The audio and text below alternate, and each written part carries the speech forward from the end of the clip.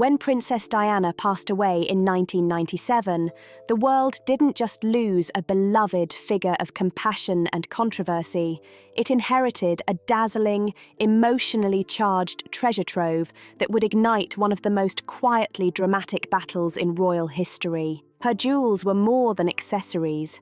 They were symbols of legacy, love, lineage, and loss. The question of who would wear them next wasn't a simple matter of fashion.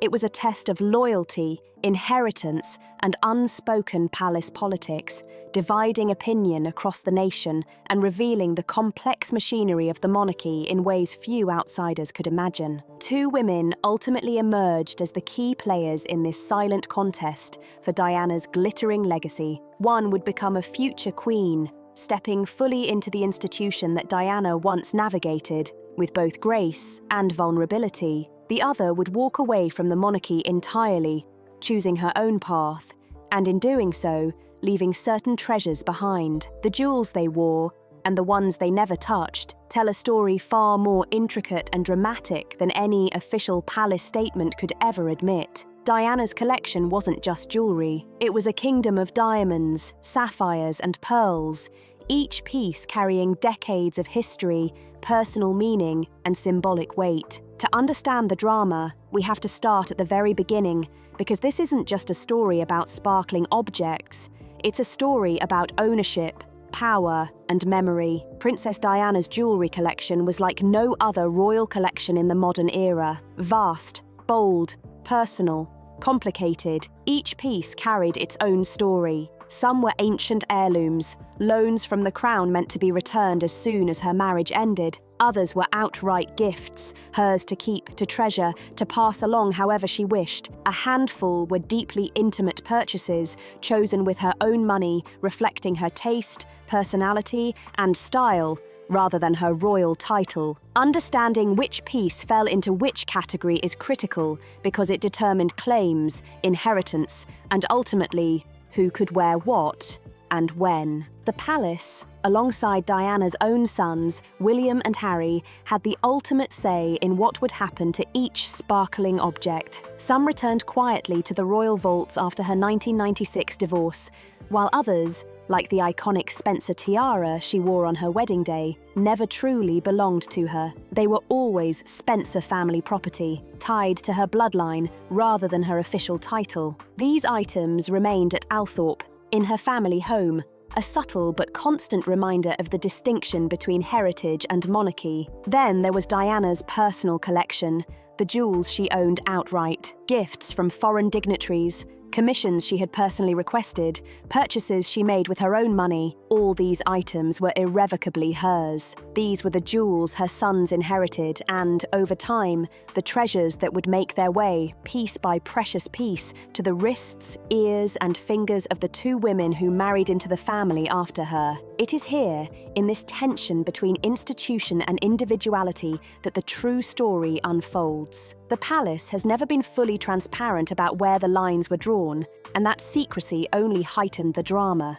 What emerged was a collection wrapped in grief, careful negotiation, and the intense, unique tension that only arises when two women are expected to carry the mantle of the world's most famous and most mourned princess. The tiara may shine, but the true crown, the contested jewel at the heart of it all, is the lover's knot tiara. To understand the power of this piece, we have to step back more than a century, not to Diana, but to Queen Mary. In 1913, Mary became utterly captivated by a tiara owned by her aunt, the Grand Duchess of Mecklenburg-Strelitz. Known as the Cambridge Lover's Knot tiara, it was beyond her reach, but Queen Mary was nothing if not determined. If she desired beauty, she found a way to claim it. She commissioned the royal jewelers to create an entirely new version using diamonds and pearls already in her possession. The result was a masterpiece. 19 diamond,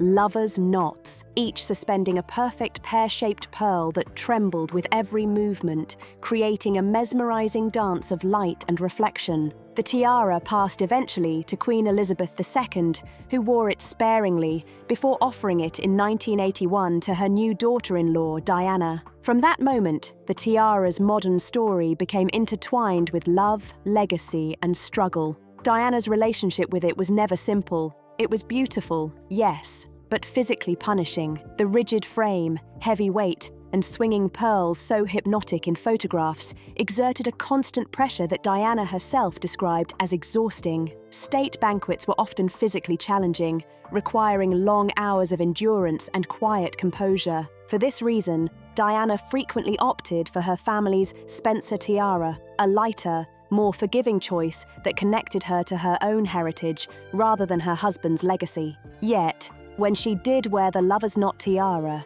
the world took notice. After her death in 1997, the tiara returned to the royal vaults, resting quietly, respectfully, absent from state occasions, galas, and diplomatic receptions. For nearly 2 decades, it seemed as though the tiara itself mourned her absence. This silence ended dramatically in December 2015.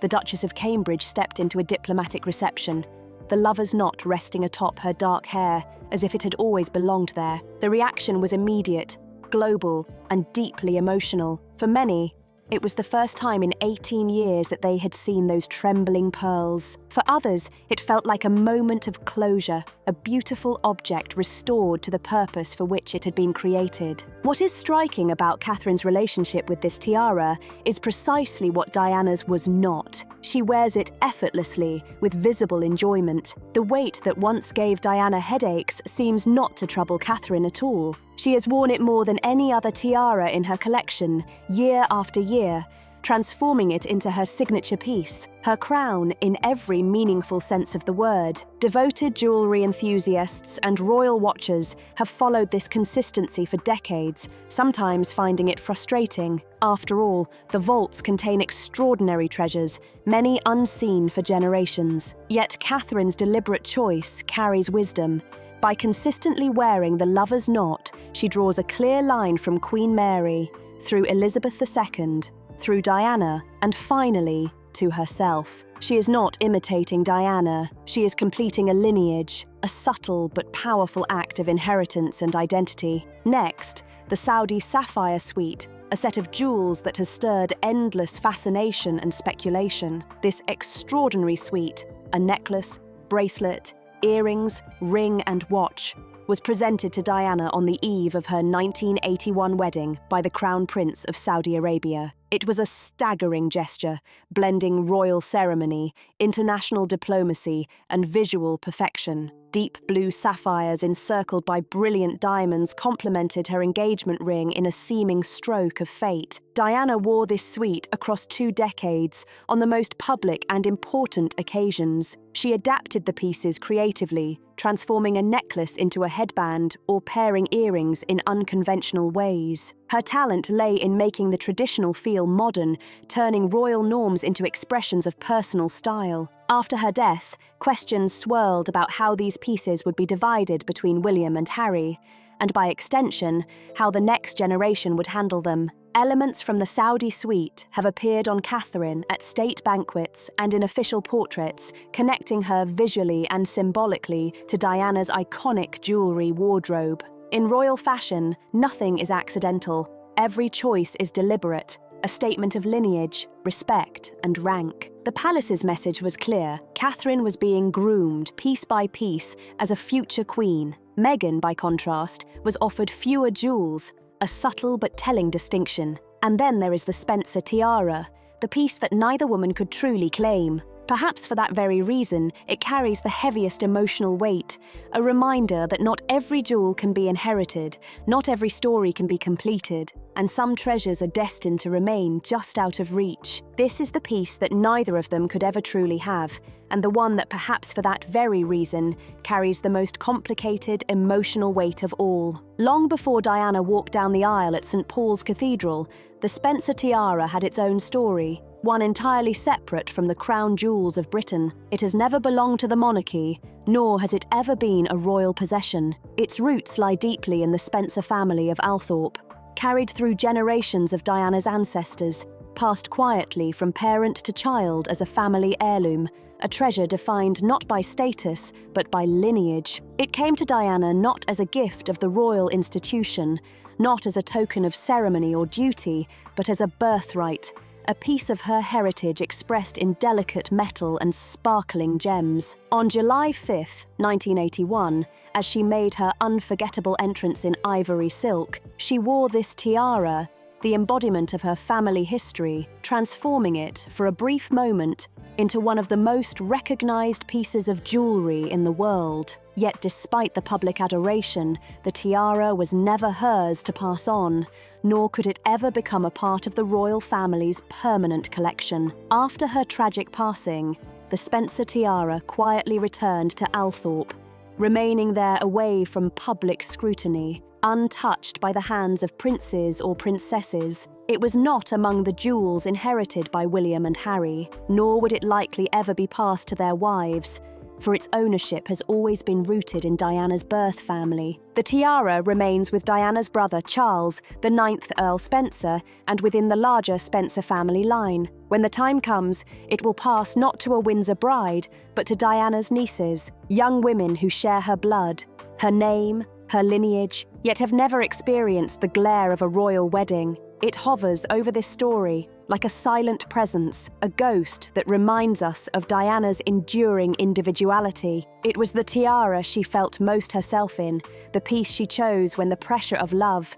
expectation, and the institution of royalty threatened to overwhelm her. For Catherine and Meghan alike, it remained exquisitely out of reach, not hidden in a vault for the right moment, but simply never theirs to wear. There is a subtle poetry in this. The tiara that most fully represented Diana, the one most connected to the woman she was before the title of princess, remains stubbornly her own, untouchable even by the women who married her sons. It is a quiet reminder that a part of Diana's identity can never be claimed or replicated. It is hers, always hers, protected by history and by blood. Turning now to Meghan Markle, we see the story of what she actually received and what it symbolised. On May 19, 2018, Meghan married Prince Harry at St George's Chapel, Windsor, and the choices surrounding her jewellery were scrutinised in extraordinary detail. The tiara she wore for the occasion was Queen Mary's diamond bandeau,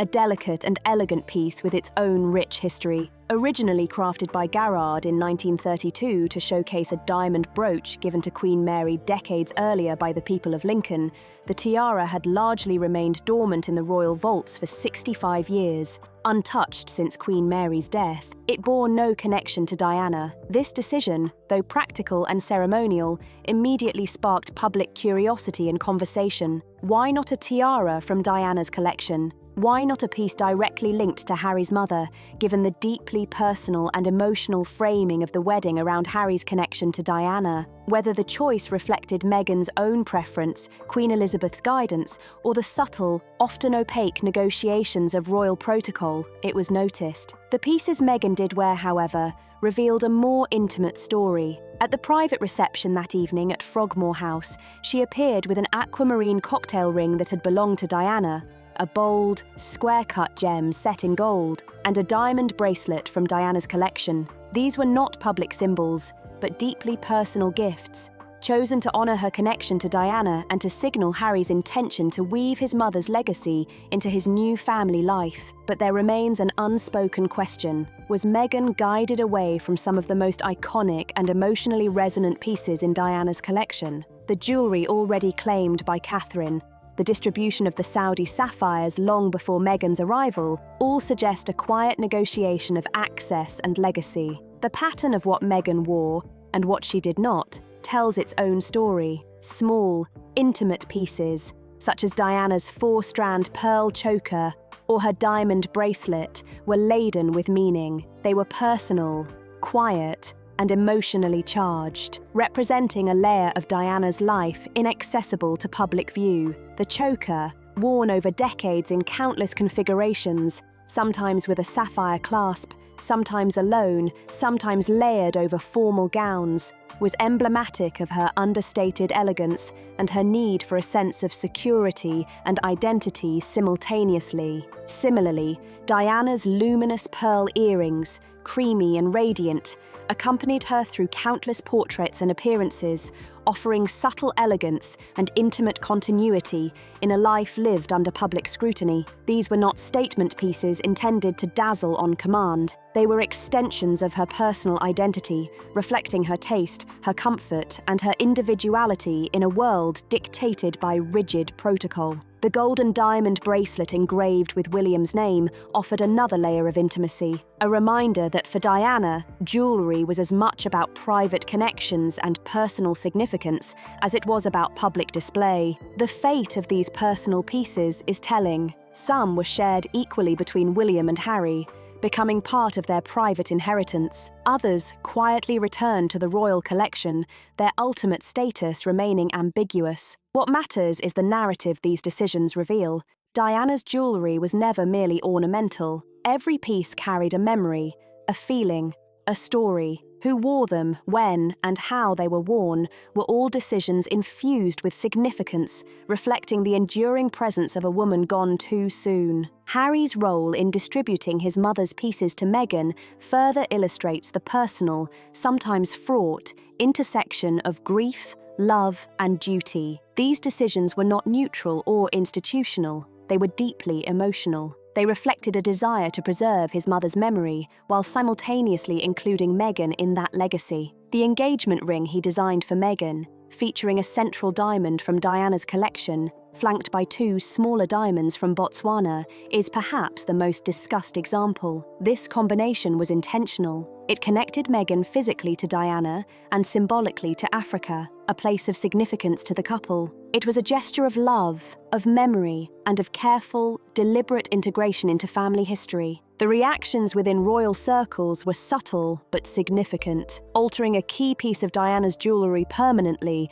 was a move that carried weight, eliciting understated scrutiny. Yet Harry understood the symbolic resonance. He was giving Meghan not merely a ring, but a fragment of his mother's life and legacy. The aquamarine ring also appeared in other contexts, highlighting the unwritten rules of when and how a wife may wear the jewels of her late mother-in-law. Distinctions between homage and appropriation, public and private, ceremonial and informal, became evident through these appearances. Catherine's approach contrasts sharply with Meghan's. While Meghan's relationship with Diana's jewels was defined by emotional immediacy and personal intensity, Catherine's was defined by patience and deliberate construction. Piece by piece, she accumulated her inheritance, carefully navigating the royal context, ensuring that each item she received contributed to a broader narrative of legacy and identity.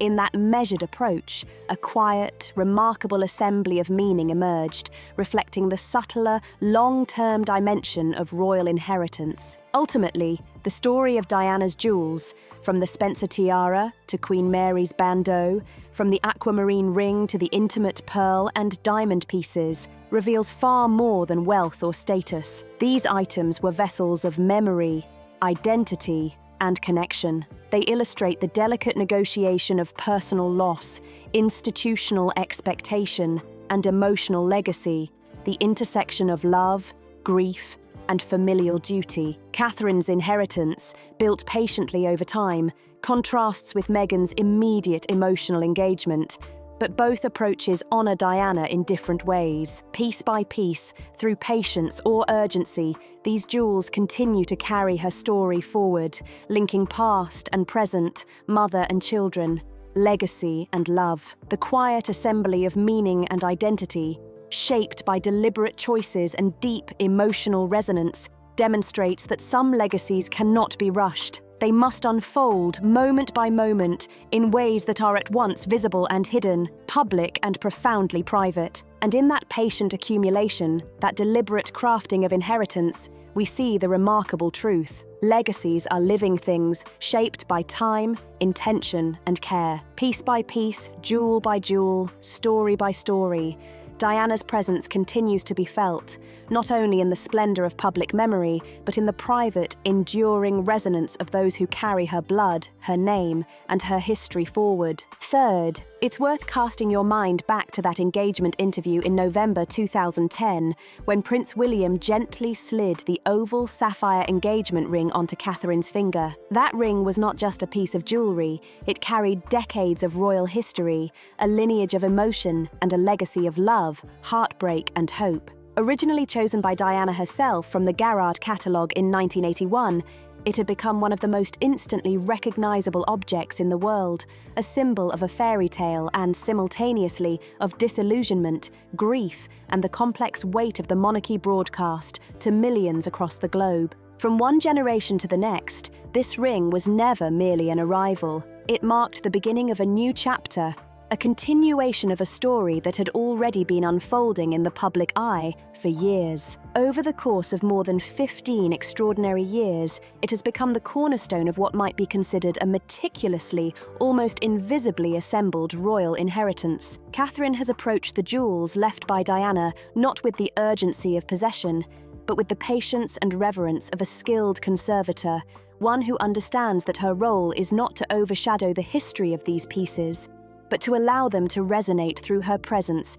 in a way that honors both their past and the woman who wore them first. Each piece she has worn has been introduced with care, consistency, and thoughtfulness, gradually absorbed into her personal style. Over time, the integration has been so seamless that the line between Catherine's identity and Diana's legacy has become almost imperceptible. Consider, for example, the sapphire and gold earrings that were once Diana's. Now, among Catherine's most frequently worn daytime pieces, they appear at school visits, charity events, and public engagements with a natural ease, as though they were chosen from her own personal collection rather than inherited from one of the most photographed women of the 20th century. They have ceased to be relics of someone else's life and have become tools of expression for Catherine's own evolving public identity. Then there is the lover's knot tiara, long silent in the royal vaults for nearly 2 decades, now reclaimed and worn with a confidence that transforms what could easily have been a mere tribute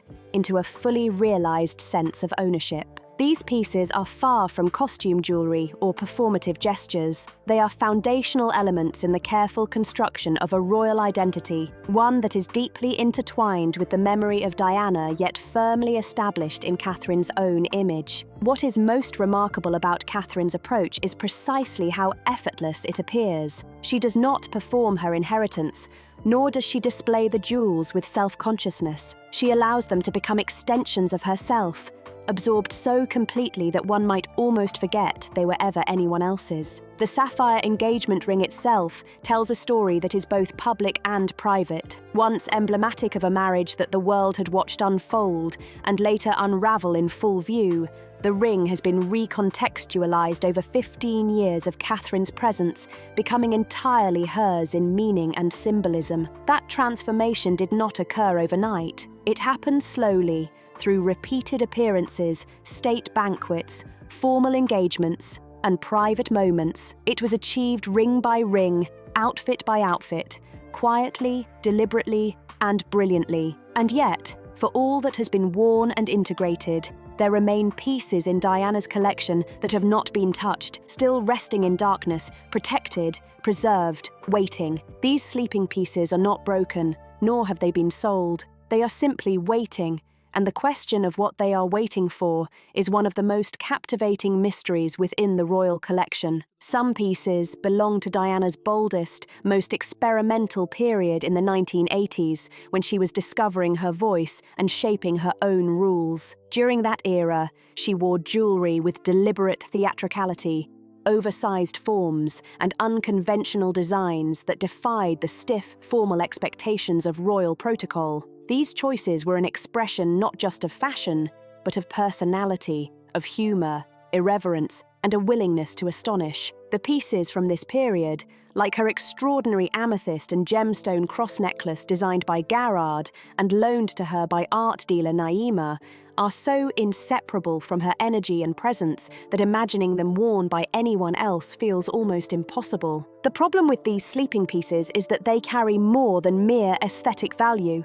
They carry Diana's spirit, her boldness, her willingness to challenge convention. That spirit cannot be inherited simply by wearing the pieces. Both Catherine and Meghan seem to have understood this instinctively, choosing instead the jewels that could be made their own without attempting to replicate the essence of Diana herself. The lover's knot tiara, the sapphire ring, and the aquamarine ring were incorporated carefully, leaving the most explicitly personal pieces untouched, preserving their sanctity and meaning. Some jewels, in fact, have seemingly disappeared from public record. After Diana's estate was settled, certain pieces were absorbed into private ownership or vanished into collections not fully documented. These include items visible in photographs from the 1980s and 1990s, yet with no trace beyond archival mentions. Their existence is known, their pasts documented, but as far as anyone can tell, they remain unaccounted for, quietly safeguarded. One of the most compelling questions arises when considering the future of these jewels. What will happen when William ascends the throne? As king, he will possess ultimate authority over the royal collection, the ability to make final and definitive decisions about which pieces are brought back into public life and who will wear them. The vaults may yet reveal treasures that have lain in darkness for decades. Will he extend Catherine's careful inheritance, allowing her to complete the collection she has been building with such patience and subtlety? Will some pieces remain hidden, too precious, too emotionally charged, or perhaps too painful to be shared, preserved in silence for future generations? As we journey through this narrative, it becomes clear that the story of Diana's jewels is far more complex than simple rivalry or inheritance. It is not solely about Catherine or Meghan, although both women have been key figures in the unfolding legacy. It is, at its heart, about grief, love, and the unique language of the monarchy. Each piece of jewelry has been asked to carry weight far beyond its material value. They communicate loyalty, identity, respect, ambition, and love, sometimes all at once, often under the scrutiny of millions who attach their own memories and feelings to Diana's image. The lover's knot tiara trembles subtly under the lights at diplomatic receptions. The aquamarine ring reflects the warm glow of the Frogmore House evening. The sapphire engagement ring rests with certainty on a hand extended for the cameras. Each piece tells its own story. Each acts as a bridge between past and present, between memory and legacy, between Diana's life and the women who now carry her inheritance forward. And yet, despite all that has been revealed and worn, the conversation is far from over. The vaults remain, holding their secrets, and the sleeping pieces continue to wait for their moment, for the touch, the occasion, and the presence of the right person to bring them into the light once more. So, I find myself wondering, which of Diana's treasures do you most hope to see return to public life? Who would you envision wearing these iconic pieces, and how might they reinterpret them while honoring Diana's memory? These are not idle questions. They are invitations to reflect on legacy, memory, and the human stories behind objects that, for centuries, have been symbols of both power and personal identity. The jewelry, in its quiet brilliance, continues to speak, long after the cameras have moved on and the public gaze has shifted elsewhere. I'd genuinely love to hear your thoughts on this, how you see Diana's jewels, which pieces resonate most, and how you think they might be carried forward into the future. Share your reflections in the comments. And if you've enjoyed exploring this story, the hidden world of Diana's legacy, and the delicate negotiation of royal inheritance, I would be delighted if you subscribe. There are always more vaults to unlock, more narratives hidden behind the sparkle of diamonds, sapphires, and pearls, and more stories that shed light on the human experiences behind the glittering exterior of monarchy. Even after all these years, Diana's presence is tangible in these jewels, shaping not only the way we view the women who followed her, but also offering a window into the unique blend of grief, love, and responsibility carried by a royal family. In the end, These treasures are not just objects, they are vessels of memory, dialogue, and ongoing conversation between the living and the departed. And that dialogue, I suspect, is far from finished. The vaults remain, the sleeping pieces remain, and somewhere, quietly, decisions are still being made. And somewhere, the story continues, waiting for its next chapter to be revealed.